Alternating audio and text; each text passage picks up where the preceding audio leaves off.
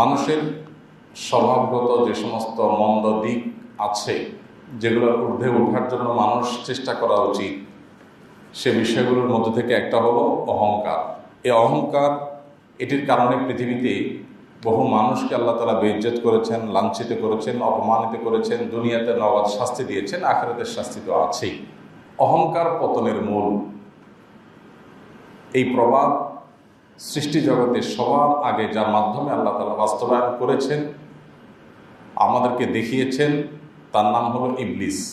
ইবলিস সম্পর্কে আল্লাহ তাআলা কোরআনে কারিমে নিজেই বলেছেন, আবা ওয়াস্তাকবারা ওয়া কানা মিনাল কাফিরিন।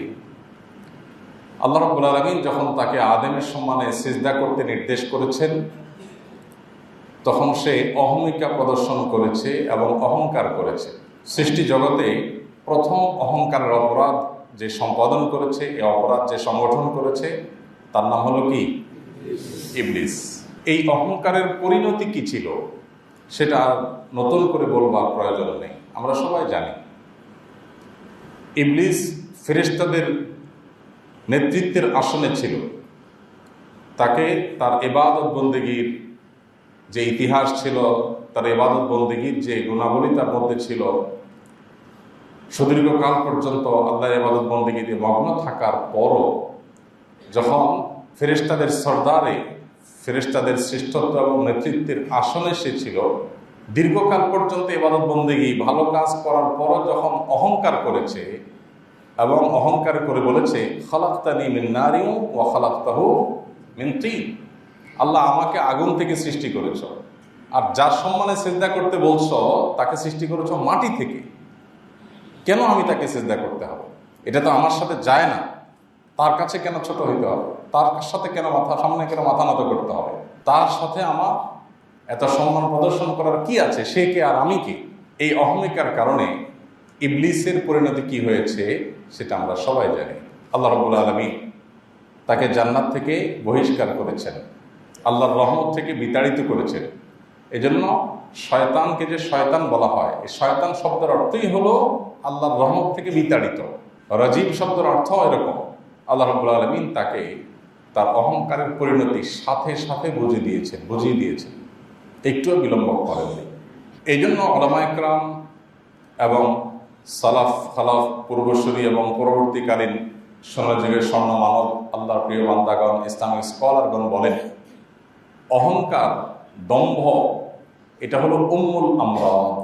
এটা হলো উম্মুল আমরাদ, মানে মানুষের আত্মার যত ব্যাধি আছে, মানুষের ভেতরকার যত রোগ আছে, মানুষের মধ্যে দুনিয়ার মোহ থাকে, মানুষের মধ্যে লোভ লালসা থাকে, মানুষের মধ্যে আরেকজনের প্রতি হিংসা পরশ্রী কাতরতা থাকে, নানাবিধ রোগ মানুষের অন্তরে থাকে। এই সকল রোগের মূল হলো অহংকার। এই অহংকার থেকেই অন্য সমস্ত রোগের সৃষ্টি। এটি যখন থাকে তখন হিংসা হয়। বিপরীত দিক থেকেও বলা যায় যে হিংসা থেকে অহংকার হয়, আবার অহংকার থেকে হিংসা হয়। কারোর প্রতি যখন অহংকার হয় যে আমি বড় সেই ছোট, তখন তার কোনো ভালো জিনিস আর সহ্য হয় না, হিংসাত্মক মনোভাব তার প্রতি সৃষ্টি হতে থাকে। এবং এই অহংকার থেকে মানুষকে তাচ্ছিল্য করা হয়, মানুষকে ইগনোর করা হয়, সত্য কথা মানতে মানুষের আগ্রহ থাকে না, আগ্রহ হারিয়ে ফেলে। নানাবিধ অন্যায় অপরাধ মানুষ সংগঠন করে, যে অপরাধ থেকে, সেটার নাম হলো কি? অহংকার। মুশকিল হলো এই ব্যাধিটা হলো ক্যান্সারের মতো। ক্যান্সার যেরকম মানুষের শরীরে হঠাৎ করে দানা বাঁধে না, অনেক আগে থেকে মানুষের শরীরে ক্যান্সার সৃষ্টি হয়ে সেটা ঘাপটি মেরে লুকিয়ে থাকে। মানুষ দুধ কলা দিয়ে যেরকম সাপ পোষে, এরকম খেয়ে পরে বিভিন্ন রকমের খাদ্য খাবার ইত্যাদি খেয়ে তার শরীরে থাকা ক্যান্সারকে সে নিজের অজান্তে সে পুষতে থাকে।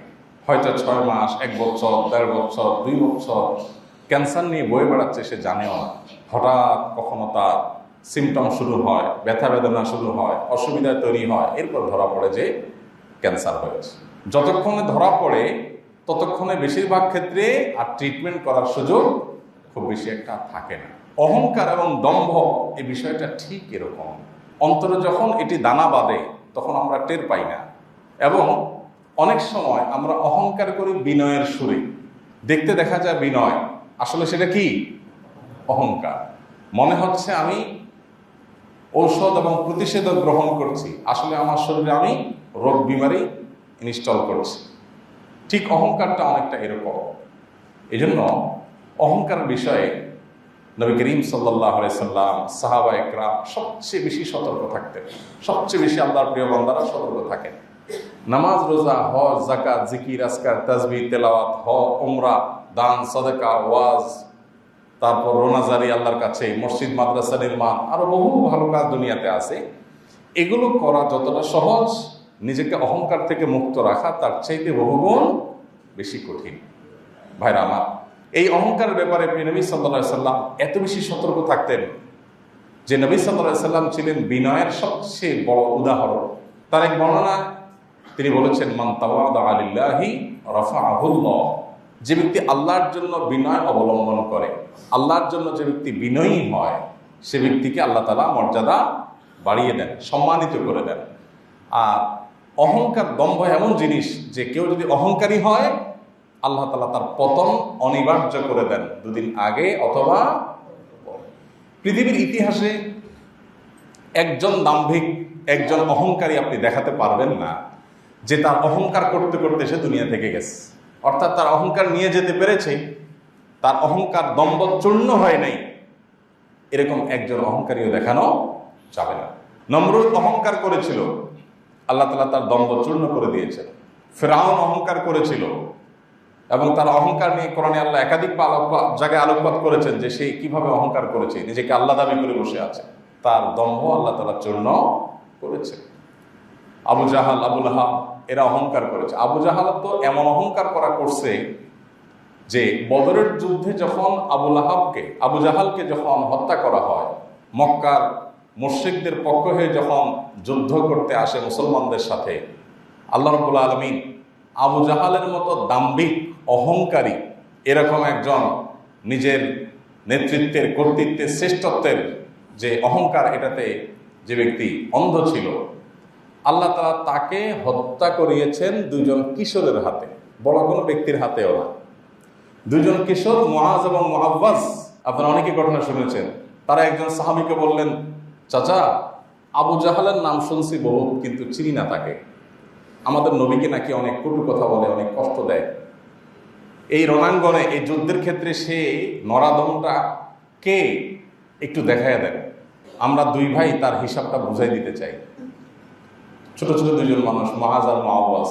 তো যার কাছে জিজ্ঞাসা করছেন, সাহাবী চিন্তা করছেন, ছোট মানুষ কৌতূহলী হয়ে জিজ্ঞাসা করছে, দেখাই দিচ্ছেন, মনে করছেন কি আর করবে।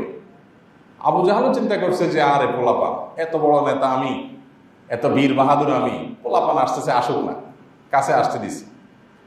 আর এমন ভাবে আঘাত করছে, আল্লাহর ফয়সালা যে এই অহংকারী যত বড় হবে তার পতন হবে তত ছোট, যাকে সে যত ক্ষুদ্র মনে করবে তার হাত দিয়ে। এই বাচ্চাদের আঘাতে, কিশোরদের আঘাতে সে পড়ে গেছে। এরপর সম্ভবত আব্দুল্লাহ ইবনে মাসউদ রাদিয়াল্লাহু তাআলা আনহু যখন দেখলেন এখনো ধরে প্রাণ আছে, এখনো মরে নাই, তখন তিনি বুকে বসে তার শিরচ্ছেদ করার জন্য যখন প্রস্তুতি নিচ্ছিলেন, তখন সে কি বলেছে, ইন্টারেস্টিং বিষয়, বুখারীতে হাদিসটি আসছে। তখন আবু জাহাল বলেছিল, হায় আফসোস, একজন কৃষকের হাতে না মরে কোনো সম্ভ্রান্ত মানুষের হাতে মরতাম। চিন্তা করে, মরতেছে, দুঃখটা কি যে এর হাতে মরবো। আমাকে স্বয়ং মুহাম্মদ সাল্লাল্লাহু আলাইহি ওয়াসাল্লাম মারলে আমার ইজ্জত থাকতো, আরে আমি যাকে তুচ্ছ মনে করি এরকম একটা মানুষের হাতে মরলাম, শেষ পর্যন্ত দুঃখ। এরপরে কথা আরো ইন্টারেস্টিং। এরপরে সে বলে যে, শুনো ভাই, তুমি যেহেতু আমাকে মারবাই, কল্লা কেটে ফেলবা যেহেতু ধর থেকে, একটু বড় করে কাটিও। কেন? কারণ যুদ্ধ শেষ হয়ে গেলে সে যুগে যুদ্ধে যারা নিহত হতো শত্রুপক্ষে, তাদের সব লাশগুলো বা কল্লা যেগুলো আলাদা হয়ে গেছে সেগুলো রাখা হতো এক সারিতে। তো সে বলে যে, কল্লা একটু ডাবায় কাটলে অন্য লাশগুলোর মধ্যে আমারটা উঁচু থাকবে, আমি যে নেতা ছিলাম এটা বোঝা যাবে। এটা কিন্তু গাল গল্প না, সত্য ঘটনা। মানুষ যখন অহংকারী হয় তখন হিতাহিত জ্ঞান কোথায় চলে যায়, মানুষ কত নিচে নেমে যায়, যে মরতে গিয়েও তার অহংকারের কথাই মুখ দিয়ে আসে। ভাইরা আমার, নমরুদ যখন সে নিজেকে অনেক কিছু মনে করেছে, আল্লাহ তাআলা তাকে শেষ করার জন্য কাকে নিয়োগ দিয়েছেন? মশাকে নিয়োগ দিয়েছেন। মানে যে কোনো মানুষকে মানুষ মনে করে না, আল্লাহ বলেন দাঁড়া, তোর অহংকার চূর্ণের জন্য মানুষও না, আমার একটা ক্ষুদ্র সৃষ্টি মশা লাগাই দেবো। অবাক করা বিষয়, সোভিয়েত ইউনিয়ন যখন তাদের অহমিকা ছিল অনেক যে পৃথিবীর পরাশক্তি আমরা, কাদের হাতে আল্লাহ তাআলা পতন ঘটিয়েছে? আমেরিকার মতো পরাশক্তি যখন মনে করেছে পৃথিবীতে আমাদের উপর কেউ নাই, আল্লাহ তাআলা কোথায় নাই সাইজ করেছেন? আফগানিস্তানের ওই মোল্লা মৌলবীদের হাতে। বুঝতে পেরেছেন? এমন সাইজ করেছেন যে অপমানিত অপদস্থ হয়ে গোটা পৃথিবীর মানুষের সামনে লজ্জায় লেজ গুটিয়ে চোরের মতো দিনের আলোতে পালায় যেতে হয়েছে।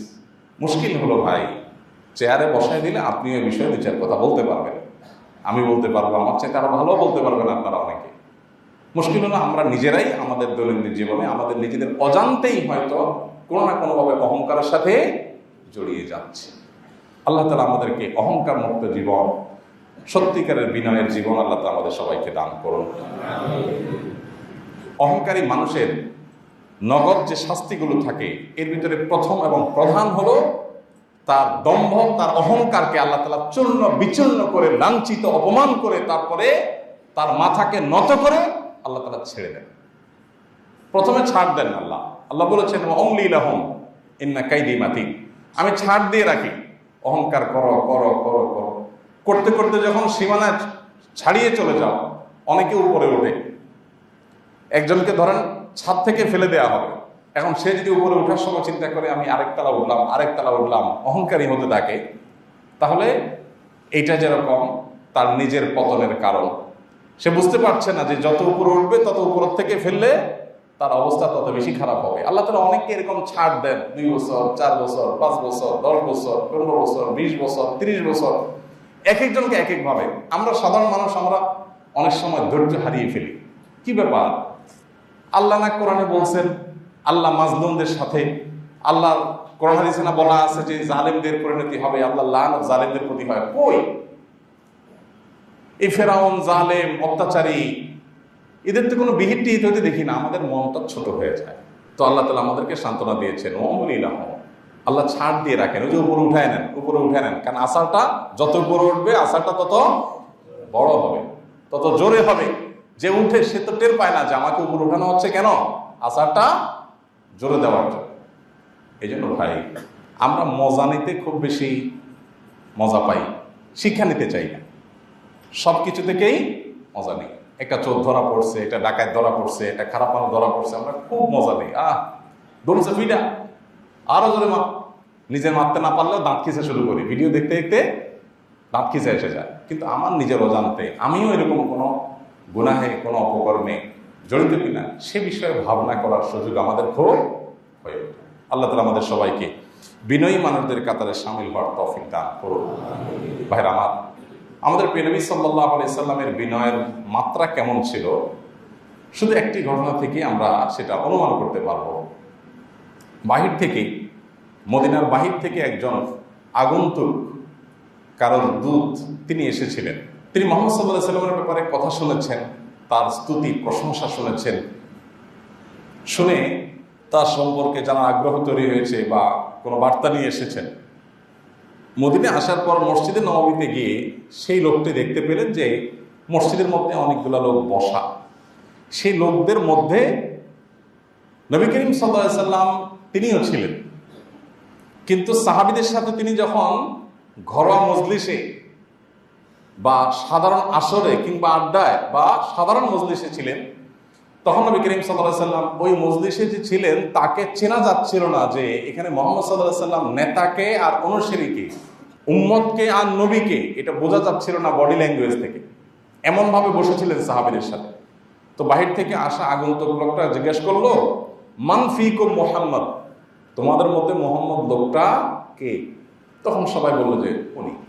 এবার আমরা একটু চিন্তা করি, কল্পনা করি, একজন নেতা, হাজার হাজার লক্ষ লক্ষ তার অনুসারী, তিনি যদি কিছু মানুষের সাথে বসে থাকেন, তাহলে তার বডি ল্যাঙ্গুয়েজ, তার পোশাক আশাক, তার স্টাইল, তার হাবভাব, তার মুডমার্ক, এগুলো দেখলে দূর থেকে আসা অচেনা মানুষেরও কি বুঝতে কষ্ট হওয়ার কথা যে কে নেতা আর কে অনুসারী?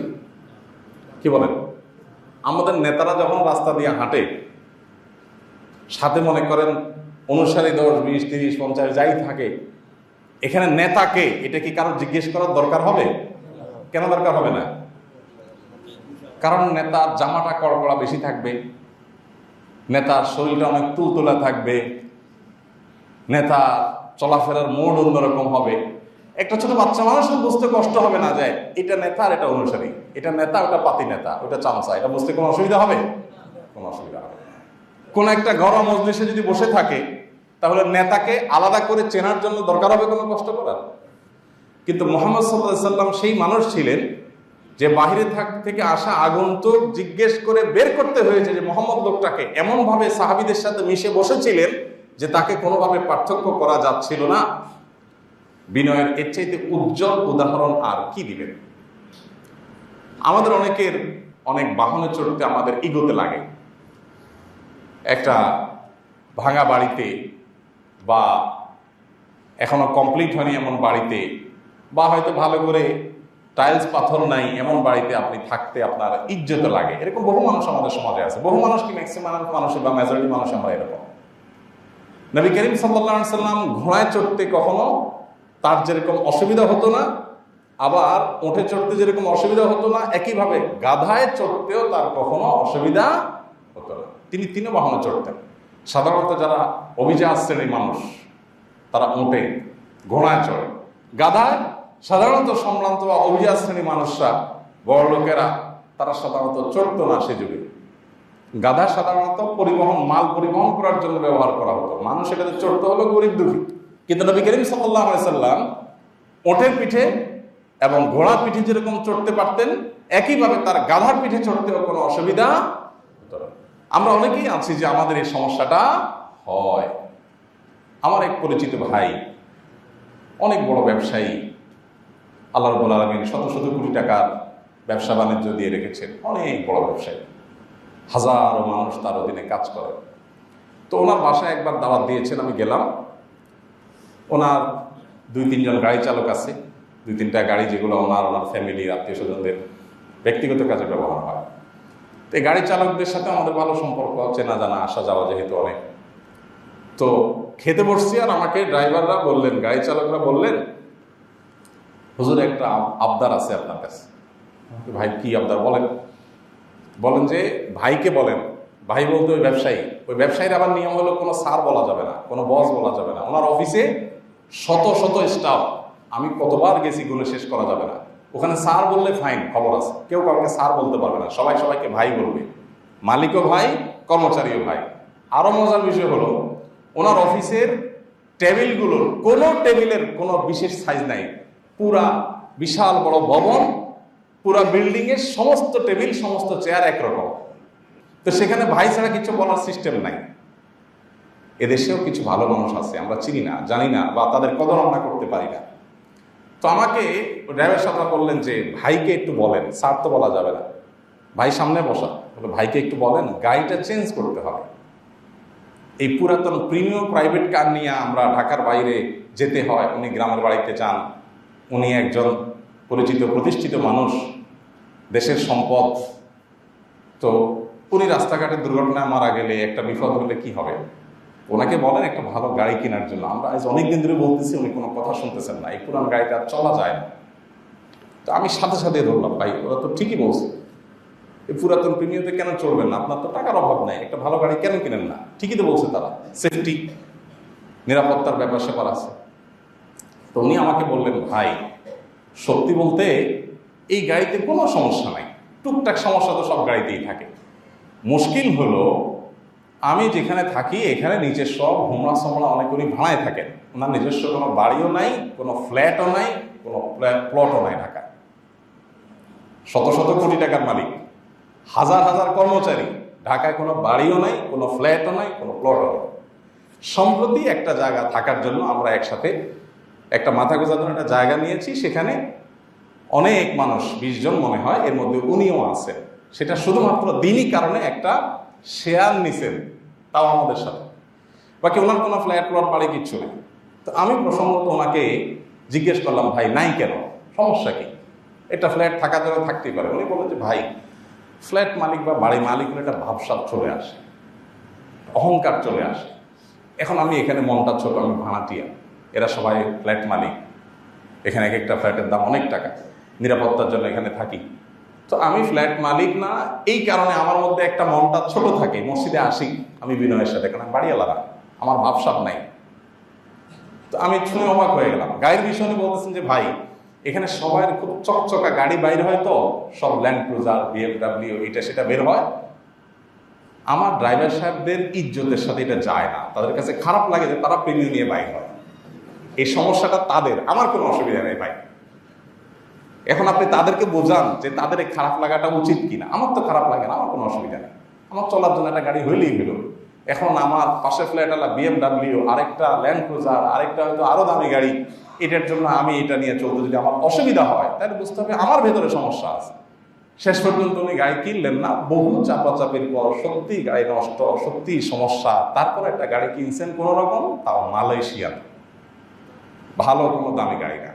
তো ভাইরা আমার, অহংকার এবং বিনয় এটা কিন্তু মানুষের কাজে কর্মে প্রকাশ পেয়ে যায়, আচার আচরণ দ্বারায় প্রকাশ পেয়ে যায়।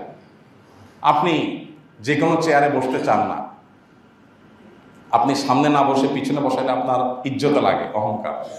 এগুলো অহংকারের সিমটম, ক্যান্সারের মতো, বোঝা যায় না, অনেক দেরিতে ধরা পড়ে। আপনি ভিতরে অহংকার লালন করছেন যে আপনি টেরই পাচ্ছেন না, নিজের অজান্তে অহংকার করছে। ভাইরা আমার, এই জন্য নিজেকে বিনয় করার চেষ্টা করা। বিনয় কিভাবে হব বা অহংকার কিভাবে দূর করব? অহংকার সম্পর্কে নবী সাল্লাল্লাহু আলাইহি ওয়াসাল্লাম বলেছেন যে অহংকার হলো বাতারুল হাক্কি ওয়া গামতুন নাস, সত্যকে জানার পরও যে অস্বীকার করে, এটা হলো অহংকার। আমরা যে কোনো মহল্লাতে, যে কোনো সোসাইটিতে, যে কোনো পরিবেশে বসবাস করতে গিয়ে অনেক সময় দেখা যায় যে আমার কথা একটা বলছি আমি, বা আমি একটা গ্রুপ মেনটেন করি, সঠিক হোক আর বেঠিক হোক আমি ওইটার সাথেই আসি এবং জোর দিয়ে সেটাই করব। এটা হলো অহংকারের কারণে। অহংকারের কারণে সত্য জানছি, সাথে সাথে ও সরি, তাহলে আমার অবস্থান ভুল ছিল, আমি আমার ভুল অবস্থান থেকে সরে আসতে কোনো দ্বিধা হবে না। এটা হলো বিনয়ের আলামত। আর অহংকারের আলামত হলো আরে যা বলছি বলছি, যেহেতু একটা মত লালন করি, অতে ভুল হলেও সেটা কি করতে হবে, জাস্টিফাই করতে হবে। এটা হলো অহংকারের একটা আলামত। আরেকটা হলো অগমতুন নাস, মানুষকে তুচ্ছ মনে করা, মানুষকে তাচ্ছিল্য করে মানুষের সাথে কথা বলা, মানুষকে পাত্তা না দেওয়া। এই যে মানুষকে দমায় রাখা, পাত্তা না দেওয়া, তাচ্ছিল্য করা, এটা অহংকারের আরেকটা আলামত। বিনয়ী মানুষ কখনো সেটা করবেন না। এই জন্য নবী করিম সাল্লাল্লাহু আলাইহি ওয়াসাল্লাম যখন কথা বলতেন, কারোর দিকে পরিপূর্ণ মনোযোগ দিয়ে কথা বলতেন, এইভাবে আট চোখে কথা বলতেন না, এভাবে ঘাড় ঘুরে কথা বলতেন না। যখন কারোর দিকে কথা বলতেন, পরিপূর্ণ মনোযোগ দিয়ে কথা বলতেন। প্রত্যেকটা মানুষ মনে করতো উনি আমাকে মনে হয় সবচেয়ে বেশি ভালোবাসেন। আল্লাহ রাব্বুল আলামিন আমাদের সবাইকে সেই বিনয়ের গুণটি অর্জন করার তৌফিক দান করুন। বিনয়ের গুণ যদি অর্জন না হয়, পরিণতি কি হবে জানেন? একটা পরিণতি বললাম যে অহংকারীদেরকে আল্লাহ তাআলা দুনিয়াতে বেইজ্জত করেন, পতন করেন। অহংকার পতনের কারণ বা মূল। দ্বিতীয়ত আল্লাহ বলেছেন ইন্নাহু লা ইউহিব্বুল মুস্তাকবিরিন, আল্লাহ রাব্বুল আলামিন অহংকারীদেরকে একেবারে অপছন্দ করেন, আল্লাহ ঘৃণা করেন, ভালোবাসেন না অহংকারীদেরকে। তৃতীয়ত, অহংকারের ফলশ্রুতিতে মানুষ সত্য গ্রহণ করা থেকে বঞ্চিত থাকে। আল্লাহ বলেছেন সাসরিফু আন আয়াতি আল্লাযীনা ইয়াতাকাব্বারুনা ফিল আরদি বিগাইরিল হক, আল্লাহ বলছেন আমার নিদর্শন, আমার আয়াত, আমার কোরআন থেকে ওইসব মানুষগুলোকে আমি দূরে সরায় রাখি। একটু বিশেষভাবে এই আয়াতটার প্রতি আমরা লক্ষ্য রাখি, একটু খেয়াল করি। আল্লাহ বলছেন আমার আয়াত থেকে, আল্লাহ নিজে কোরআনের পথে যেন সে আসতে না পারে, আল্লাহর আয়াতের দিকে যেন সে আসতে না পারে। আল্লাহ বলছেন আমি বিরত রাখি, ঠেলে রাখি, যেন সে ইসলামের দিকে সঠিক পথে আসতে না পারে, হেদায়েতের দিকে যেন আসতে না পারে, ঠেলে রাখি। কাদেরকে? যারা পৃথিবীতে ধরা পৃষ্ঠে দম্ভ আর অহংকার প্রদর্শন করে, অন্যায়ভাবে মানুষের উপরে জোর খাটায়, মাস্তানি করে, গায়ের জোর দেখায়, দলের জোর দেখায়, প্রভাব খাটায়। রাজনৈতিক দস্যুপনার এই সমাজে যার যখন শক্তি আসে, যার যখন আসে, সে তখন সেটা জাহির করে। আল্লাহ রাব্বুল আলামিন এই জন্য এই শ্রেণী মানুষকে দেখবেন যারা অন্যায়ভাবে একজনের বাড়ি দখল করে ফেললো, একজনের জমি দখল করে ফেললো, আর জায়গায় ভাঙচুর শুরু করলো, একজনকে উঠাই দিল, আরেকজনকে বসাই দিল। এই যে মাস্তানি, এই যে মাতবুরি, এই যে অন্যায় অবিচার যারা করে, এই অহংকার প্রদর্শন যারা করে, আল্লাহ বলেছেন সাসরিফু আন আয়াতি, এদেরকে আমার আয়াত থেকে আমি দূরে সরে রাখি। এরা চাইলেও দেখবেন যে হেদায়েতে আসতে পারে না। ভয়ঙ্কর বিষয় ভাই। অহংকারী এই দস্যুপনা যারা করে, দেখবেন, একটু খেয়াল করে দেখবেন আশেপাশে, এই টাইপের মানুষগুলো পরিপূর্ণভাবে হেদায়েতের পথে আসতে পারে না। ওই বুড়াকাল পর্যন্ত দেখবেন ওই সে তার মাস্তানি, সে মাতবরি, সর্দারি এগুলো করতে করতে দুনিয়া থেকে চলে যায়। গেলে পরিণাম কি হবে? নবী করিম সাল্লাল্লাহু আলাইহি ওয়াসাল্লাম বলেছেন, লা ইয়াদখুলুল জান্নাতা মান কানা ফি কলবিহি মিসকালু হাববাতিন মিন খারদালিন মিন কিবর। অহংকার যদি কারোর মধ্যে সরিষার দানা পরিমাণও থাকে, সরিষার দানা পরিমাণও যদি অন্তরে অহমিকা লালন করে, কেউ নিজেকে বড় মনে করে, তাহলে সে জান্নাতে প্রবেশ করতে পারবে না। নবী করিম সাল্লাল্লাহু আলাইহি ওয়াসাল্লামের একটা হাদিস আছে, আল্লাহ রাব্বুল আলামিন হাদিসে কুদসিতে বলেছেন, আল কিবরিয়াউ রিদাই ওয়াল আযমাতু ইজারি। অহংকার করা, আল্লাহ বলেছেন এটা আল্লাহর ভূষণ, আল্লাহর শানে শুধুমাত্র অহংকার করা সাজে। আল্লাহর গুণবাচক নামগুলোর ভিতরে একটা হলো মুতাকাব্বির। আল্লাহ তাআলা অহংকার করতে পারেন, কারণ তার উপর কেউ নাই, তার অহংকার সাজে। অতএব সৃষ্টি জগতের কেউ যদি আল্লাহর এই ভূষণ নিয়ে টানাটানি করে, অর্থাৎ সে যদি অহংকারী সাজতে চায়, প্রকারান্তরে সে আল্লাহ হওয়ার চেষ্টা করে, নাউযুবিল্লাহ। আল্লাহ বলেছেন যে আল্লাহর এই ভূষণ অহংকার নিয়ে যদি কেউ টানাটানি করে, অর্থাৎ কেউ যদি অহংকার করতে চায়, আল্লাহ রাব্বুল আলামিন তার সম্পর্কে বলেছেন, কাযাফতুহু ফিন-নার, তাকে আমি জাহান্নামে নিক্ষেপ করব। এজন্য ভাই, জান্নাত বিনয়ীদের জন্য আর জাহান্নাম অহংকারীদের জন্য। আমরা কোন পথে যাব সিদ্ধান্ত আমাদেরকে নিতে হবে। আমি বলছিলাম যে অনেক সময় ডাইরেক্ট অহংকার হয় না, কিছু অহংকার তো খুল্লম খোলা হয়। আর চিনোস আমারে, এটা কি বিনয় না অহংকার? এটা বোঝার জন্য পণ্ডিত হওয়া দরকার, আমরা সবাই বুঝি। আমার চিনস, আপনি চিনেন আমি কে? আপনি কে ভাই? আপনি কয়েক ফোঁটা নাপাক দুর্গন্ধ পানি, ঠিক না? ঠিক। আপনি সেই বীর, আপনি সেই বাহাদুর, আপনি সেই মাস্তান, আপনি সেই পাওয়ারফুল মানুষ যে 3 থেকে 4 বার ডায়রিয়া হলেই শেষ। আপনি কে? আপনার অস্তিত্ব জানান দেওয়ার দরকার নাই, আমরা সবাই জানি। আপনি সে যার শরীরে যতগুলো ছিদ্র আছে ততগুলো ছিদ্র দিয়ে দুর্গন্ধ বের হয়।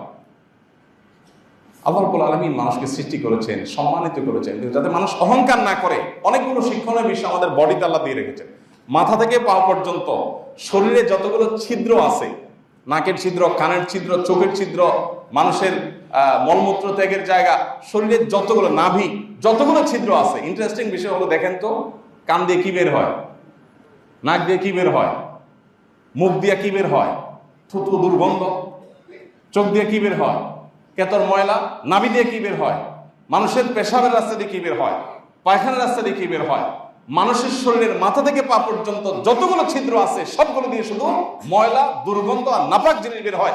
সেই মানুষের অহংকার করা সাজে না।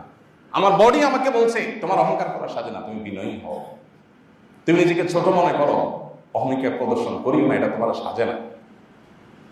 একটা পলিথিনের ভিতরে যদি ময়লা থাকে, পুরো পলিথিনে ময়লাই আছে, এটা একেবারে মুখ বাঁধা থাকে, যতগুলো ছিদ্র করবেন সবগুলো ছিদ্র দিয়ে কি বের হবে? ময়লা বের হবে, কারণ পুরোটাই ময়লার ডিব্বা। একজন মানুষ তার মাথা থেকে পা পর্যন্ত পুরো শরীরের কোনো জায়গা থেকে ময়লা ছাড়া কিছু বের হয় না, সে মানুষ কিভাবে অহংকার করে? আল্লাহ তাআলা মানুষকে তো মেশকা অম্বরের মতো এরকম কোনো উপাদান থেকে সৃষ্টি করতে পারতেন। আল্লাহ তাআলা তো মানুষকে এমন কিছু থেকে সৃষ্টি করতে পারতেন যেটা মানুষের গৌরবের কারণ হতে পারত। আল্লাহ তাআলা মানুষকে সৃষ্টি করেছেন মাটি থেকে। কোত্থেকে সৃষ্টি করেছেন? মাটি থেকে, যেটার বিশেষ কোনো মর্যাদা, বিশেষ কোনো সম্মান, বিশেষ কোনো মূল্য সমাজে নাই। সে মাটি থেকে, তাও কাদা মাটি থেকে আল্লাহ তাআলা সৃষ্টি করেছেন। এরপর আল্লাহ তাআলা দুনিয়াতে মা বাবার মাধ্যমে যে আমাদেরকে এনেছেন, সেখানেও আল্লাহ তাআলা যে উপাদানটি মাধ্যমে আমাদেরকে সৃষ্টি করেছেন সেটাও একটা দুর্গন্ধযুক্ত নাপাক পানি। মানুষের যখন এই অবস্থা, মানুষের হলো এই যখন তার প্রিভিয়াস হিস্ট্রি, এ হলো যখন তার উপাদান, এ হলো তার সৃষ্টি রহস্য, আল্লাহ তাআলা সেজন্যই বলেছেন, হাল আতা আলাল ইনসানি হিনুম মিনাদ দাহরি লাম ইয়াকুন শাইআন মাযকুরা। মানুষের কি একটা সময় এরকম ছিল না যে সে এমন একটা উপাদান ছিল যে মুখে উল্লেখ করার মতো ছিল না? সে নাপাক পানি ছিল, বীর্য ছিল। সে কি তার ইতিহাস ভুলে গেছে? আল্লাহ সুবহানাহু ওয়া তাআলা গোটা কোরআন জুড়ে আমাদেরকে বিনয়ী হতে বলেছেন। কিন্তু ভাই, আমি নেতা হলে, আমার হাতে পাওয়ার থাকলে, আমার 2-4টা মামু খালু থাকলে, কিছু পয়সা কড়ি হয়ে গেলে, সামাজিক অবস্থান হয়ে গেলে, কিছু নলেজ হলে আমাদের মধ্যে অহংকার চলে আসে। তবে এই অহংকারটা মূর্খতার প্রমাণ। জ্ঞানী মানুষ কখনো অহংকার করে না। যে যত নিজের জাত চেনাতে চায়, চেনস আমাকে, সে তত বড় অহংকারী, সে আল্লাহর কাছে তত নরাধম, সে আসলেই তত মূর্খ, সে আসলেই তত পিছিয়ে পড়া। কারণ যে গাছে অনেক বেশি ফল থাকে সে গাছ কিন্তু নুয়ে পড়ে। আর যেটাতে ফল থাকে না বা কম থাকে এটা কিন্তু লাফায়। গভীর পানির মাছ ততটা লাফায় না, অল্প পানির মাছ যতটা লাফায়। যে যতটা অহংকার করে সে আসলে ততটা নরাধম, সে আসলে তত নিকৃষ্ট, সে আসলে তত ছোট লোক, সে আসলে তত মূর্খ, সে আসলে তত পিছিয়ে আছে, এই জন্য সে অহংকার করছে। আল্লাহ রাব্বুল আলামিন আমাদের জীবনের প্রত্যেকটা ক্ষেত্রে আমাদেরকে বিনয়ী হওয়ার তৌফিক দান করুন। আমরা যখন আমাদের বাসা বাড়িতে থাকবো, আমাদের কার্যক্ষেত্রে থাকবো, আমাদের আপনজনের ভিতরে থাকবো, আমরা বিনয়ী হতে চেষ্টা করব। আমাদের আশেপাশে কারোর সাথে আমাদের দম্ভ করবো না, আচরণ দ্বারা কথা দিয়ে অহংকার প্রদর্শন করবো না, হয়ে গেলে সাথে সাথে আল্লাহর কাছে ক্ষমা চেয়ে নিব। ভাইরা আমার, যে অহংকার করে তাকে আল্লাহ পতন ঘটায়, আর যে বিনয়ী হয় তার মর্যাদা আল্লাহ তাআলা বৃদ্ধি করে। এটা বোঝাবার জন্য শেখ সাদি রহমতুল্লাহের নাম আমরা অনেকে শুনেছি না? তো তিনি একটা উপমা দিয়েছেন, অত্যন্ত চমৎকার অসাধারণ একটা উপমা। তার গুলিস্তান নামক যে ফার্সি বই, তিনি সেখানে লিখেছেন যে আমরা শিশির দেখি, শিশির, এই শিশিরটা মূলত উপরে থাকে। শীতের সকালে আমরা দেখি যে এই শিশিরগুলো সব নিচে পড়ে যায়। উপর থেকে শিশিরগুলো সব কোথায় পড়ে? নিচে পড়ে। নিচে শিশির পড়ার সময় শিশির এটা চিন্তা করে না যে আমি এলাকার শুধু এমপি সাহেব, চেয়ারম্যান সাহেব আর কমিশনার সাহেবের বাড়িতে পড়বো, ফকির ফকরা বাড়িতে চললে আমার ইজ্জত থাকে। শিশির কি এটা বলে? শিশির ধনীর বাড়িতেও পড়ে, প্রধানমন্ত্রী প্রেসিডেন্টের বাড়িতেও পড়ে, গরিবের আখড়াতেও পড়ে, আপনার গাড়িতেও পড়ে, রিক্সাওয়ালার রিক্সায়ও পড়ে, সব জায়গায় পড়ে না? কোন অহংকার আছে? ছিল উপরে, কিন্তু সে নেমেছে নিচে। তাহলে যদিও শিশিরের মধ্যে অহংকার আর বিনয় নাই, এটা জাস্ট বোঝার জন্য একটা রূপক উপমা দিয়েছেন তিনি, যে শিশির যখন বিনয়ী হয়েছে এবং সব জায়গায় মিশে গেছে, কোথাও বসতে কোথাও মিশতে তার অসুবিধা হয় না, তার ভিতরে সে অহমিকা নাই, সে যখন মিশে যেতে পেরেছে, আল্লাহ রাব্বুল আলামিন সূর্যকে উঠাই দিয়েছেন। সূর্য উত্তাপ দেওয়া শুরু করেছে সকাল 6:30 6টার সময়। সূর্য যখন তাপ দেওয়া শুরু করেছে, শিশির এবার বাষ্প হয়ে আবার উপরে উঠতে শুরু করেছে। যে আল্লাহর জন্য বিনয়ী হয়, ছোট হয়, আল্লাহ তাকে উপরে তুলে দেন, বড় করে দেন।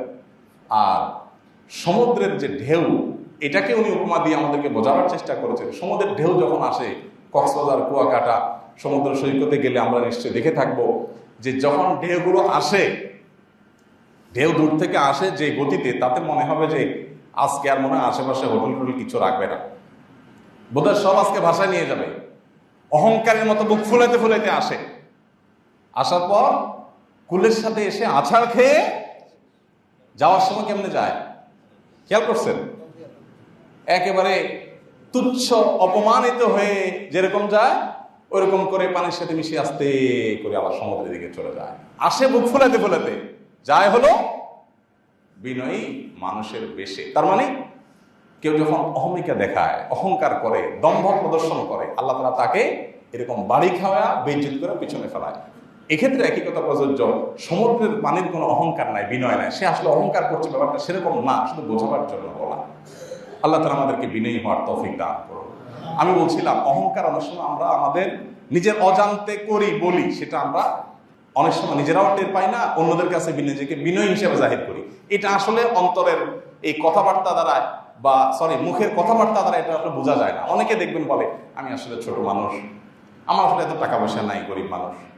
আমি গরিব মানুষকে যদি আপনি ডাকেন, এ গরিব এদিকে আসো, তখন অবস্থা কি হবে বলেন? যে লোকটা বক্তৃতার আগে বলতেছে যে আমি তো আসলে তেমন কিছু জানি না, আপনার আমার চাইতে অনেক জ্ঞানী মানুষ, আমি অযোগ্য মানুষ, সেই বক্তৃতা দিয়ে বের হওয়ার পর দূরের রাস্তা দেখে এই অযোগ্য নালায়েক এদিকে আসো, অবস্থা কি হবে বলেন? ঘুষি একটাও নিচে পড়বে? এই বেটা তোর 14 গোষ্ঠীর চেয়ে বেশি যোগ্য আমি, কি মনে করতে, কারা কি বলছিস? তো মানুষের সামনে এরকম মেকি বিনয়, এটা জাহির করা খুব সহজ কাজ, নাটক করা খুব সহজ কাজ, অভিনয় করা সহজ কাজ। ভেতর থেকেই নিজেকে বলা যে আসলে আল্লাহ আমাকে জাহান্নামে দিবেন কিনা আমি জানি না, জান্নাত দিবেন নাকি জাহান্নামে দিবেন আমি জানি না। সো আমি কিভাবে অহংকার করি, কিভাবে দম্ভ দেখাই, আমি যাকে ছোট মনে করছি, হতে পারে তার কোনো কাজের কারণে আল্লাহ তাকে জান্নাত দিবেন। আমি অনেক কিছু জানা সত্ত্বেও হতে পারে আল্লাহ না করুন আল্লাহ আমাকে জাহান্নামে দিবেন, তাহলে তো আমার অহংকার করা সাজে না। এক সাহাবীকে একজন একটা কটু কথা বলেছে, বলার পর তিনি কোনো রাগারাগি করছেন না। কেউ বললেন যে কি ব্যাপার, ওনার দৃষ্টি আকর্ষণ করার পর বললেন শোনো, যদি আমি জান্নাতি হই, আল্লাহ যদি আমাকে জান্নাত দেন, তাহলে ও আমাকে 10টা গালি দিলে কি আসে যায়? ও কেন, ওর মতো সারা দুনিয়া মানুষ বললে বা কি আসে যায়? আমি তো জান্নাতি, আমার এটা কেয়ার করার কোনো দরকার আছে? আর আল্লাহ না করে যদি আমি জাহান্নামী হই, তো সে কেন, সারা পৃথিবীর মানুষ গালি দিলেও তো সেটা কম আমার জন্য।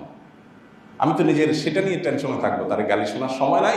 একজন ফাঁসি আসামিকে কে কি বললো এটা তো দেখার সময় নাই, তার জীবনে চলে যাবে, কিসের গালি আর কিসের কি। তো একজন মানুষ বিনয়ী যখন হবেন, এভাবে সূত্র খুঁজবেন।